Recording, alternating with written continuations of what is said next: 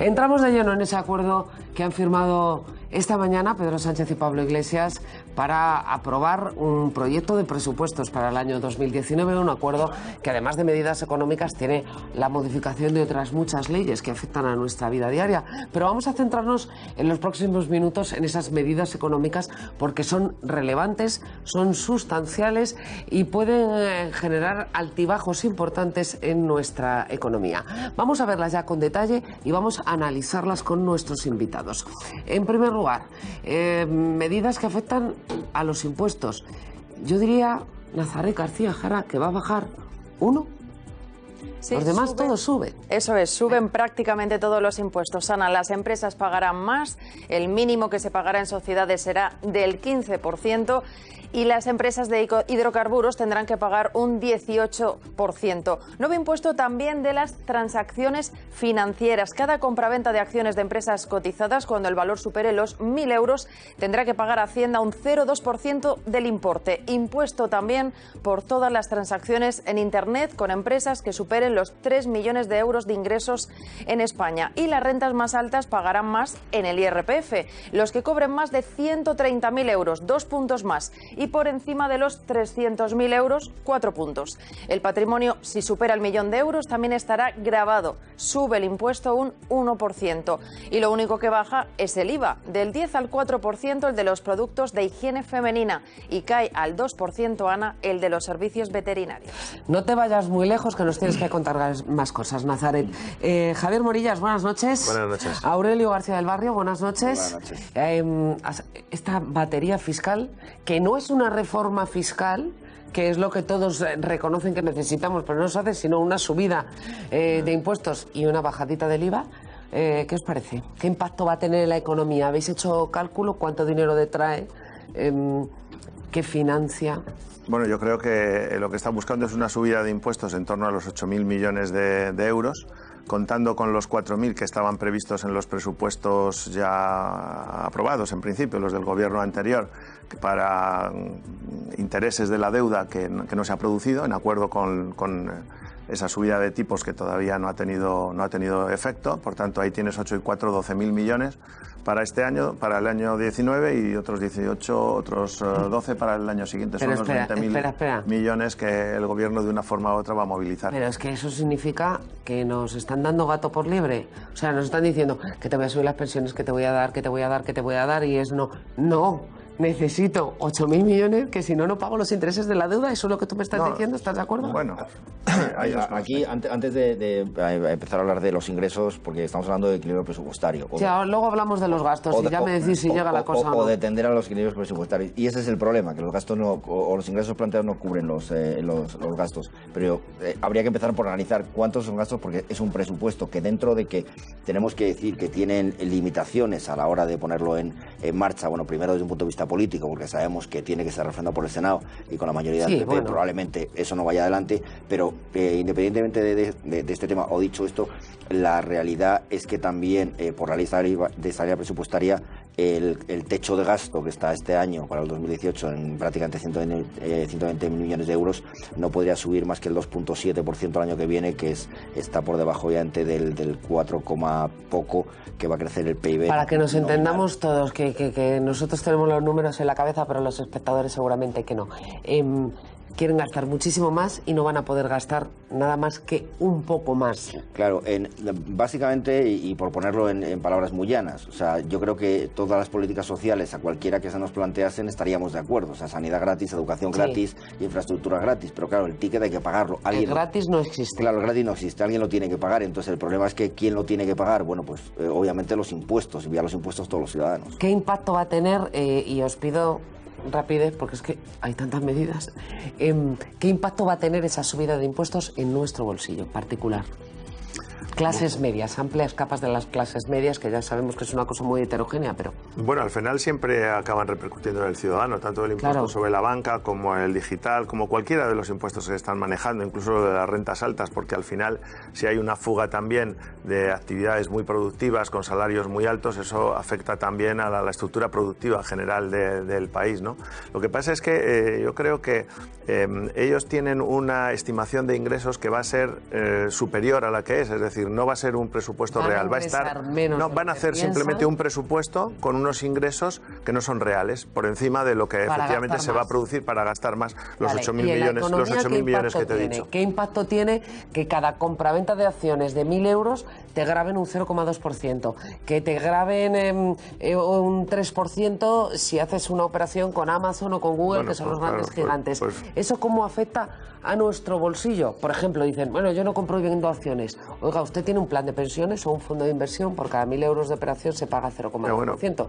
Eso luego se nota en la comisión y en los gastos. Por supuesto, ¿no? Y hay una realidad, y es que cualquier subida de impuestos va a suponer, y no diría ni siquiera a medio plazo, a corto plazo, un freno de la economía. O sea, estamos viendo cómo contra el crecimiento del 2,8 de este año ya hay una desaceleración para el año que viene, al 2,4 tenemos estimado, y probablemente si esto se pusiera en marcha, esa desaceleración se agravaría o sería progresivamente más rápida, con lo cual toda subida de impuestos tenemos que decir que tiene un impacto económico, y ese crecimiento de la economía, obviamente crecimiento de Producto Interior Bruto, va a tener un impacto en todos los ciudadanos. Decíais, ¿cómo vamos a gastar el dinero? Pues aunque no se pagan todavía, que sepamos, con impuestos, sino con cotizaciones sociales en pensiones, porque van a subir, ahí no hay discusión, Naza. No hay discusión, Ana. Van a subir lo mismo que el coste de la vida. Es decir, van a subir con el IPC y se va a compensar a los pensionistas en el mes de noviembre si se desvía. Pero además las pensiones mínimas y las no contributivas se elevarán en mayor cuantía, un 3%.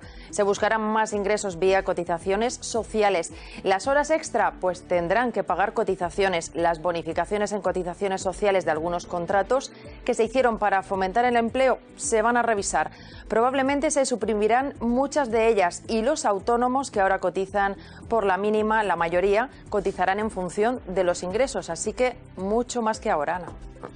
Pensiones suben, autónomos pagan más cotizaciones sociales. Impacto en la actividad de los autónomos, impacto en la economía general, que al final redunda en todos. Bueno, en principio los autónomos lo que cabe esperar es una disminución en el número de autónomos. Es que nunca en una fase de desaceleración del ciclo económico estas medidas han tenido ningún impacto positivo, más bien todo lo contrario, es decir, se incrementa la desaceleración en la economía. Siempre había habido durante todos estos años en el cuadro macroeconómico un colchón, un crecimiento estimado entre el 2,7, 2,8 para que luego fuera el 3,1, el 3,2. En este caso el cuadro macroeconómico ya no se va a cumplir ni siquiera con el colchón que estaba previsto con anterioridad. Nos vamos a quedar por encima, como decía nuestro compañero, y yo creo que, bueno, un poco como diría Roosevelt, ¿no?, de Churchill, se le podían ocurrir 100 ideas al día, de las cuales 4 podían ser aceptables y las otras 96 terriblemente peligrosas. Pues yo creo que estas medidas vienen a ser un poco eso, ¿no? He de decir que los autónomos van a estar, y ahora hablaremos con él, con Antonio Jiménez en el Cascabel, cuando acabemos en 13 al día, valorando lo que esto significa para el colectivo. Arturo, ¿estás de acuerdo? Bueno, hay una realidad. Yo quería hacer mención a las pensiones. El tema de las pensiones es totalmente injusto, porque bueno, hemos visto cómo han pedido poder adquisitivo, sobre todo por la devaluación interna que tiene la economía española, a no poder hacer devaluación externa vía divisa.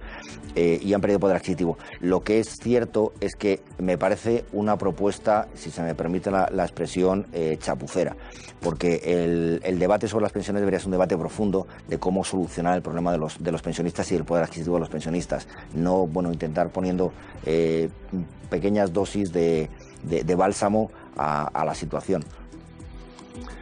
Te he llamado Arturo, Aurelio. Hay otras modificaciones. Salario mínimo a 900 euros, que eso también tiene su impacto. Y en la vivienda hay cambios importantes, Nazaret, porque el intervencionismo o el grado de intervencionismo que permite este acuerdo es mucho más amplio, sobre todo de los ayuntamientos. Así es, hay cambios sustanciales, Ana, que afectarían a la vivienda de alquiler. El contrato se prorrogaría en vez de 3 años, en 5 y en 7 si el arrendatario es una empresa. Se puede cobrar al inquilino como fianza, como máximo 2 meses. Además, los ayuntamientos ganan poder en el mercado del alquiler, fijarán un índice de precios y pueden declarar zona de mercado tensionado. Aumentará la vivienda social pública y se fijará un marco legal para las viviendas vacías. ¿Esto qué impacto tiene? Porque ya no son los precios que se fijen, ya es que tú tienes una vivienda porque la que estás pagando, pongamos, una hipoteca de 1.000 y llega al ayuntamiento y te dice que usted la tiene alquilada. 500. ¿Por qué es zona tensionada? Porque lo digo yo. Yo, como defensor de la economía libre de mercado, estoy totalmente en contra de que se regule cualquier tipo de actividad económica en ese sentido. O sea, independientemente de las cifras. O sea, me parece que es entrar en un terreno donde una administración pública no debería nunca entrar. Bueno, es que ya teníamos experiencias de ese tipo, ¿no? Durante el franquismo estuvieron regulados el precio de los alquileres, estuvo congelado y lo que dio lugar es a un decaimiento de los centros de nuestras ciudades, a una no inversión por parte de los propietarios porque no podían actualizar su renta y los inquilinos, como tampoco era su propiedad, tampoco actualizaban, con lo cual nos encontramos un mercado inmobiliario envejecido, subinvertido, etcétera, ¿no? Yo creo que ninguna de estas ¿Y va a contribuir a bajar los precios del alquiler? No, al contrario, va a contribuir a subir. Que no tiene casa y la tiene, al contrario, va a contribuir a subir los alquileres porque va a haber menos propietarios que se van a arriesgar a sacar sus casas al mercado. Además hay un apartado también dentro del programa. Te las quitan.